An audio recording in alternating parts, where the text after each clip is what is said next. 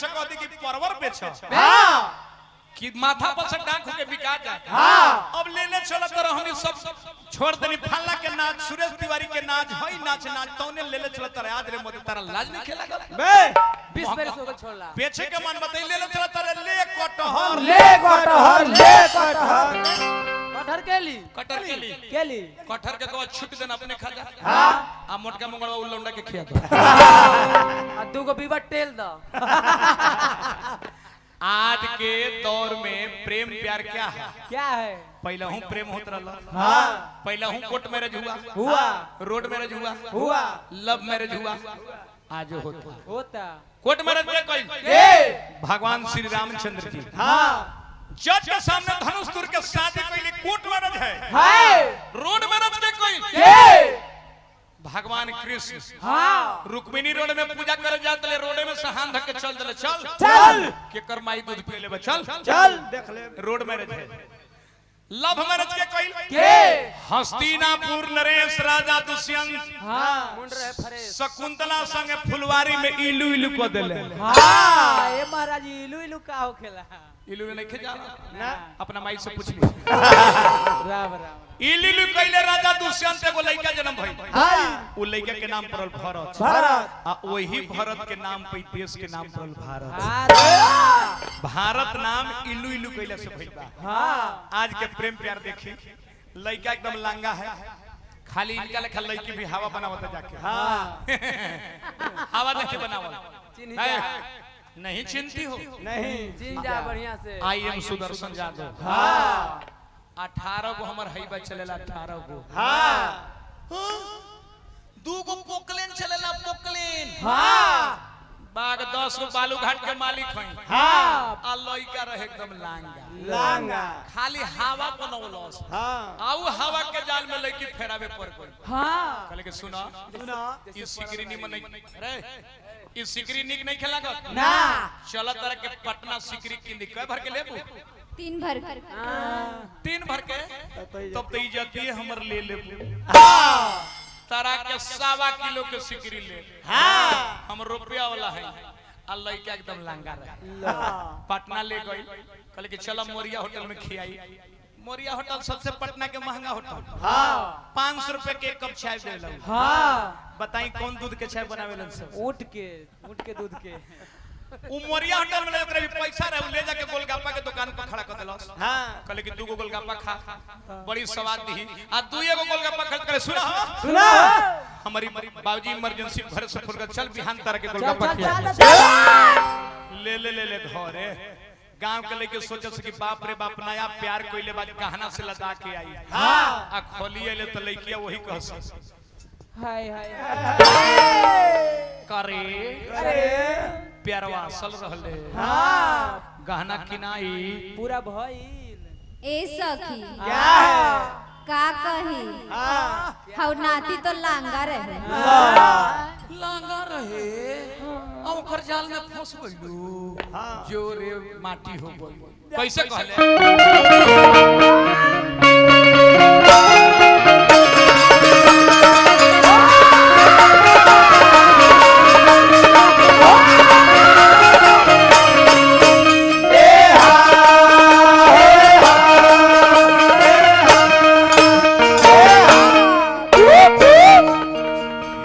भैया कलाकारी के मतलब है कि जितना लोग रहे उतना के रोक ना लेली त कलाकार फिर कोई संन्यास ना ले हम आई भीड़ भगावन व्यास के देखी अब का कहीं रहुआ तो प्रतिष्ठित आदमी है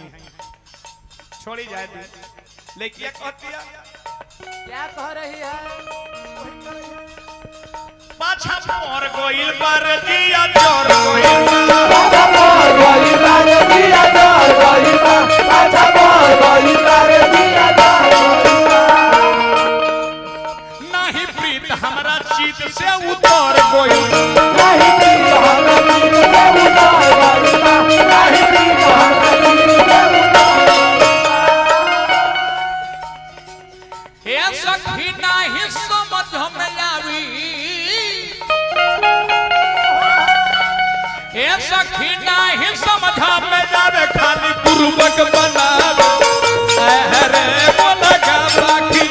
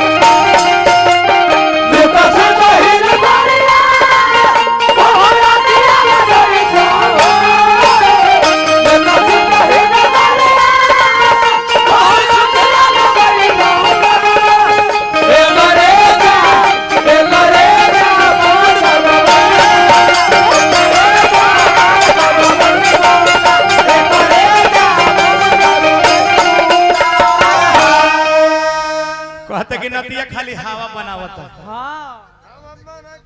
गोलगप्पा खियावो पढ़ लिख के पीएम सीएम डीएम बनी है जा गोलगप्पा खियावो जा ऐसे कह के कहता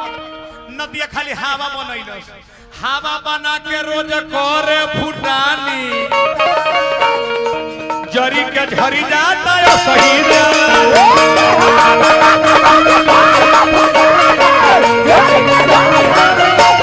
हवा बना के रोज करे फुटानी जरी के झरी जाता है सही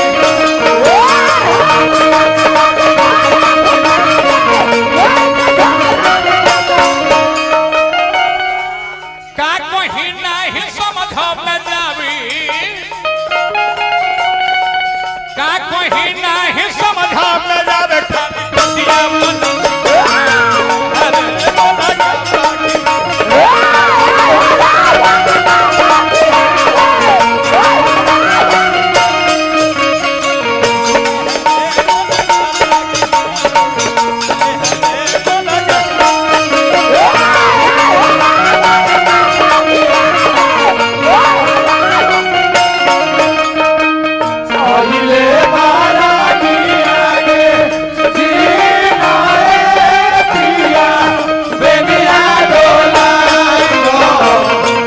नदिया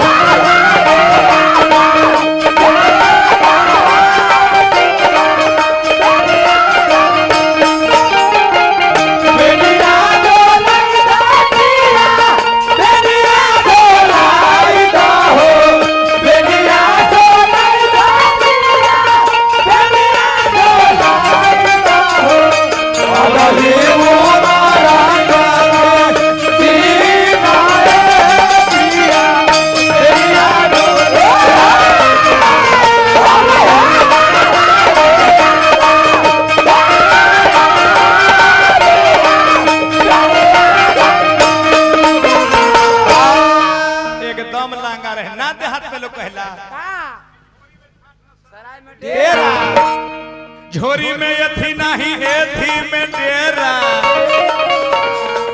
झोरी में यथी नहीं एथी में डेरा रोज रोज हम खेल लगावले फेरा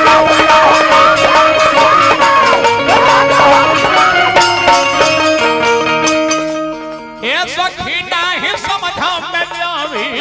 ए सखी नहीं समझ में जावे खाली बुर्बक बनावे आय हरे गोलगप्पा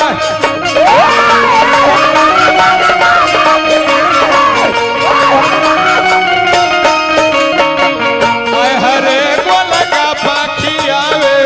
आय हरे गोलगप्पा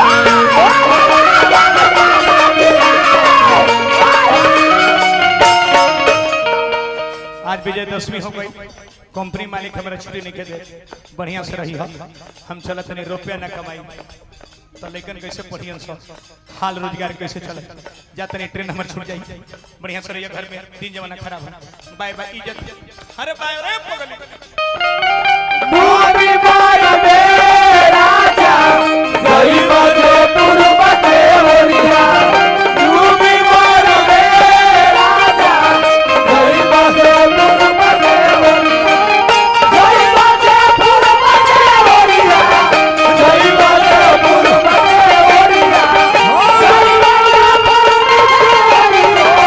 जय बजे पूर्व से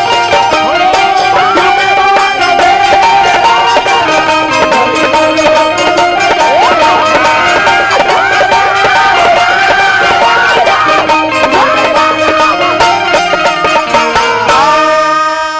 कलाकारी हमन भैया ये फालतू बोले वाला कहां से उठा के लेने हमरा बुलावे के बाद तो हमरो के इशारा करो हमरा संग के जोड़ दी हां ई चिटपुटिया के बुला के धो देता ने आ भीड़ भगा देता रे ऐसे भगई है